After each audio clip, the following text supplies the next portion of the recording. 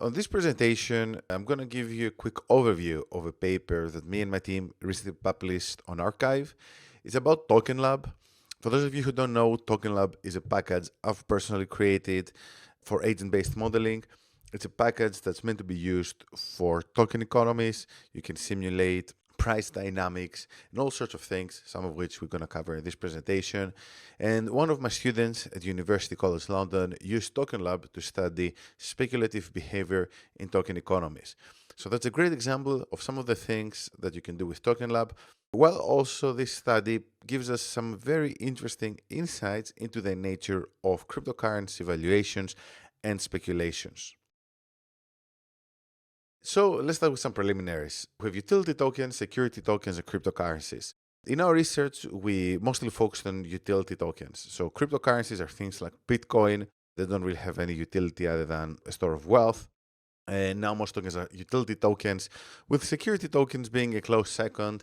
The thing with security tokens being that they securitize things like, let's say, real world assets or assets of all kinds. And hence, they usually have their own niche, whereas most of the major blockchains, most of the major crypto projects, they really have utility tokens. So TokenLab allows you to simulate all different types of tokens, but for the purposes of this research, we focused more on utility tokens. So there are a few different valuation methods, and this is where things get a bit heated because there's no, let's say, objective way to value different cryptocurrencies. So, like a method that we've borrowed from more traditional, let's say, financial theory is the income approach that uses things like the discounted cash flow analysis to assess future cash flows. Then we have the network model, which, to be honest with you, it's an interesting idea, but it's not as easy to apply in cryptocurrencies, even though some people have tried. And finally, we have the quantitative theory of money, which, while it has its imperfections, still remains, to a large extent, the most popular theory for valuing cryptocurrencies. In terms of how the quantitative theory of money works in crypto, it's essentially an equation used in macroeconomics, and with a few small adaptations, you can use this in crypto. It's a tautology that is, you have two sides of an equation, and once you break it down, you're like, yeah, obviously A should equal B.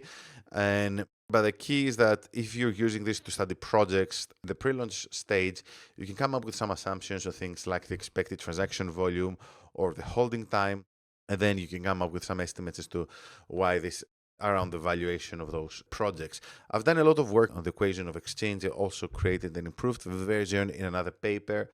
And it's also one of the models we're using in TokenLab to estimate the fair value of a token given a set of assumptions.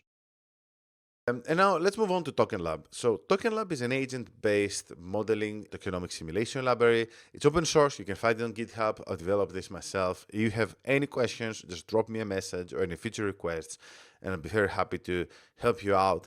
And the core idea behind TokenLab is to provide a very good balance between flexibility and ease of use. So TokenLab is primarily built to allow you to simulate different price dynamics and valuation scenarios, while at the same time making it quite simple so that within a few lines of code you can simulate most of the important things about the token economy. So the research that was recently published on Archive, the question it tried to answer was, how can you model speculative behavior and what can we learn from that? So we broke the problem down in a few different stages. So first of all, we had the supply adjustments, then the threshold tracking, the supply manipulation, and the speculative trading allocation. So the way the system works is that there are some, let's say, basic token economy dynamics, and then there's some pools of agents, like the speculators, that they decide to make certain decisions in terms of buying or selling, depending by tracking the price dynamics, as well as the price itself. So this essentially increases the complexity of the price dynamics because these agents, they remove tokens from circulation or they add tokens into circulation.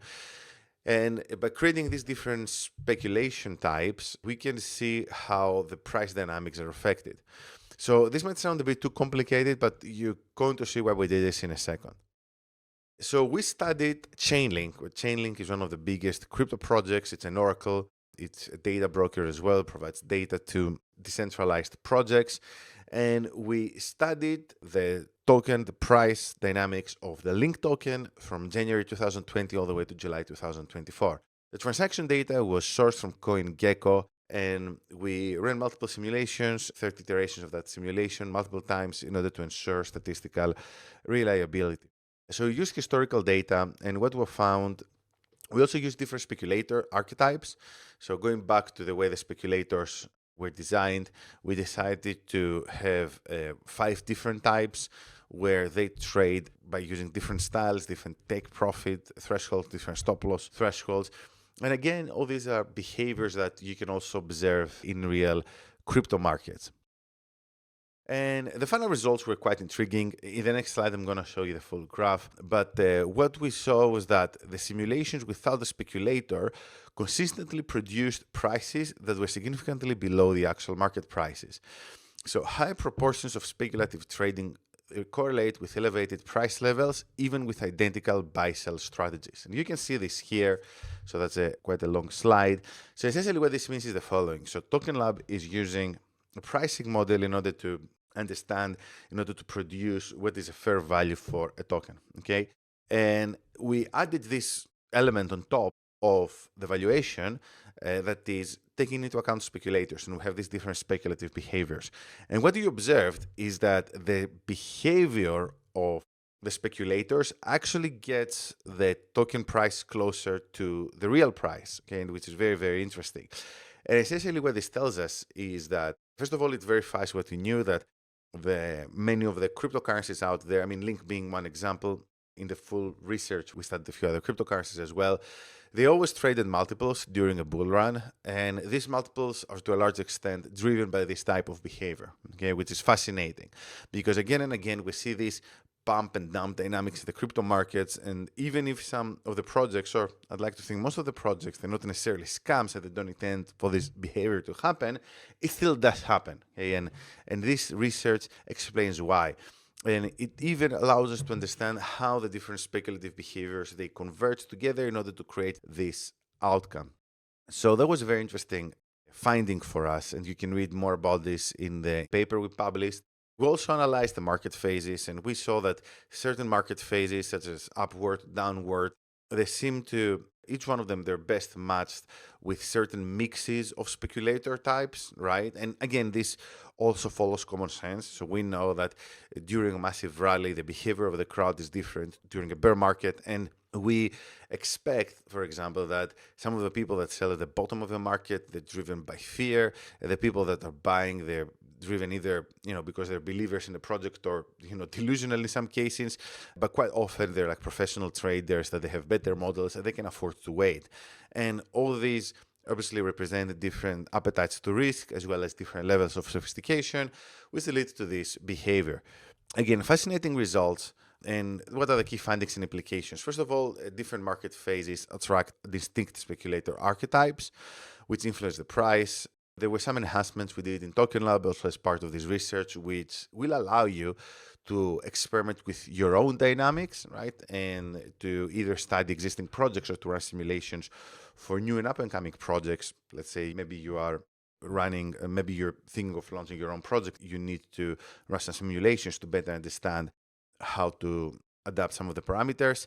And the key practical application is that, I guess, the end result of this research is that now we have at our disposal a better understanding of valuations as well as how to improve valuations of existing projects during a bull run and a bear market. Obviously, the real dynamics around token projects and tokenomics, the way they're very complicated, and this study only captures part of the whole picture, but I still believe it's a step in the right direction in terms of establishing tokenomics as a serious field of study. So in terms of future research directions, and these are some of the things that we are going to work on next, and if you're interested in collaborating on some of those things with us, just let us know. First of all, we'd like to integrate more complex strategy combinations. We'd like to adapt speculator proportions to market conditions and also incorporate external events, let's say, such as news stories. Something which I also find very interesting would be to understand what are the different mixes of speculators that can lead to particular behavior. So we can use this process, let's say, against price dynamics and say, yeah, it looks like, this is the kind of speculator mix that maybe is taking place at the Link token. and there's another speculator mix for Bitcoin, and so on and so forth. So in any case, I hope all this made sense. I understand, it's quite a lot to absorb. There's a paper in the description. There's a link to the paper in the description below. So just make sure to go there and read it. And if you have any questions, just feel free to shoot me an email. So thank you very much, and I hope to see you again soon.